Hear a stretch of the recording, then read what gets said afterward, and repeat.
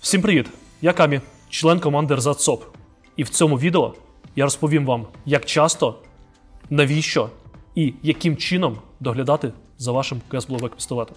Ну що, поїхали?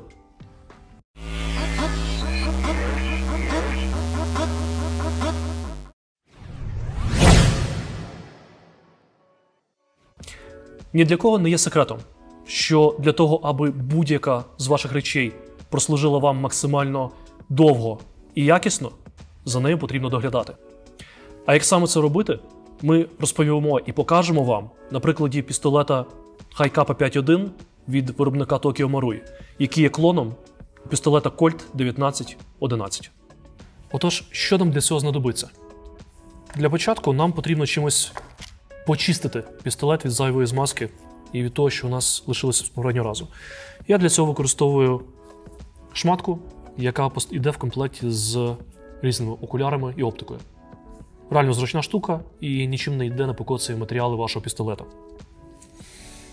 Друга річ. Звичайні ватні палички для зняття макіяжу. І, звісно ж, те, чим ми потім змащуватимемо наш пістолет. В даному випадку у мене тефлонова змазка від Гардера для догляду за пістолетами. Для того, щоб почистити пістолет, для початку нам потрібно зняти з нього затворну раму. В клонах Colt 1911 і в самому 1911 це робиться наступним чином. З правого боку у нас є невеличка кнопочка або пін, яку нам потрібно буде натиснути. Коли ми її натиснемо, у нас випаде замок затворної рами. Для того, щоб він випав, відводимо слайд назад. Потім з лівого боку співставляємо менший отвір з вушком слайдлоку. Затримуємо в цьому положенні і натискаємо кнопку, поки слайдлок не вилетить. Бачите? Все, в принципі, було просто. Після цього можете помітити, що у нас слайд пішов суттєво вперед. Далі ми все, що робимо, це просто знімаємо його з нижньої рами, яку ми поки що відкладаємо в бік. У слайді ми бачимо пружину слайду, яка, в принципі, контролює нашу віддачу і повертає слайд назад. Для того, щоб нормально почистити слайд, нам її потрібно зняти. Для того, щоб забрати цю пружинку і витягнути зовнішній і внутрішні стволики разом з хопапом, нам потрібно подати саму цю направляючу вперед, витягнути спеціальну втулку і потягнути її на себе. Бажано добре тримати ось цю втулку, оскільки якщо її легко відпустити, то пружинка може вистрілити і банально будете ловити її по всій кімнаті. Все, що залишилось зробити, це дістати зовнішній і внутрішній стволики разом з хопапом. Тут насправді все просто. Ви елементарно подаєте його вперед і витягуєте спереду. З розборкою верхньої рами, як і нижньої, ми завершили. Тепер можна перейти безпосередньо до самої чистки. Тож, наскільки часто чистити свій пістолет? Отака розборка, як ми щойно вам продемонстрували, використовується для швидкої чистки, тобто поточної. Її можна робити практично після кожної гри, якщо ви користуєтесь пістолетами часто. Якщо ж ви користуєтесь ним раз за гру або взагалі не користуєтесь, то, відповідно, чистити його після кожної гри немає сенсу. Що саме нам потрібно почистити і змастити? Насправді все дуже просто. Це усі місця, де у нас якось стикаються слайд, верхня рама з нижньою. Тобто це ось ці рейки бічні, це ось це місце, де у нас був слайдлок, це якщо щодо нижньої рамки. На верхній, по суті, все те саме. Ми вичищаємо рейки, які стикаються з нижньою рамою, і єдине, що ще, це ось цю камеру газу. Ну що ж, переходимо до самої чистки. Беремо нашу шматку і нею добряче вичищаємо спочатку слайд, для прикладу. Тут дуже добре. Бачите, скільки тут всякого сміття. З іншого боку. І трошечки протираємо ось тут. Але дуже акуратно і легенько. Ну ось, в принципі, все. Верхній слайд у нас почищений. Тепер переходимо до нижньої рамки. Ми очищаємо рейки. Ось боковушку. рейку біля курка. Зверху також.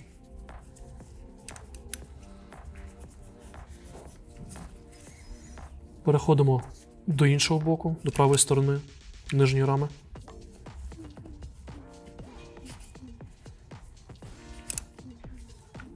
Трошки проходимо всередині, тому що все одно якась пилюка або пісочок потрапляє. Протираємо сам курок. І ось, в принципі, все.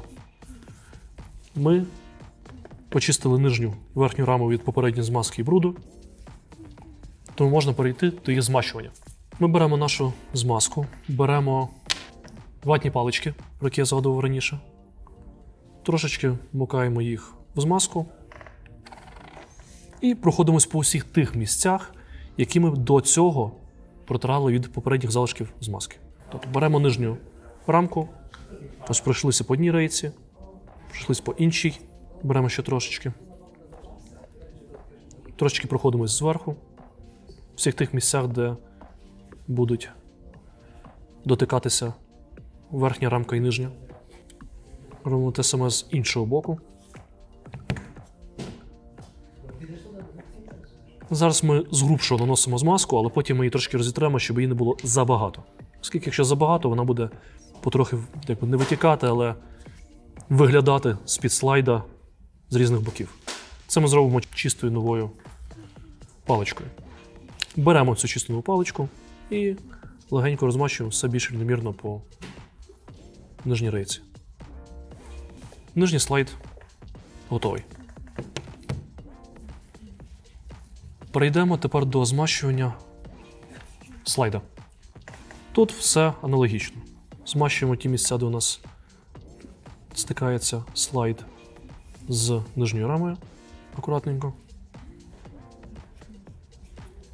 Оскільки це пластик, в принципі, тут дуже багато змазки не потрібно, але якщо у вас був верхній слайд металевим, тут потрібно все доволі ретельно змащувати.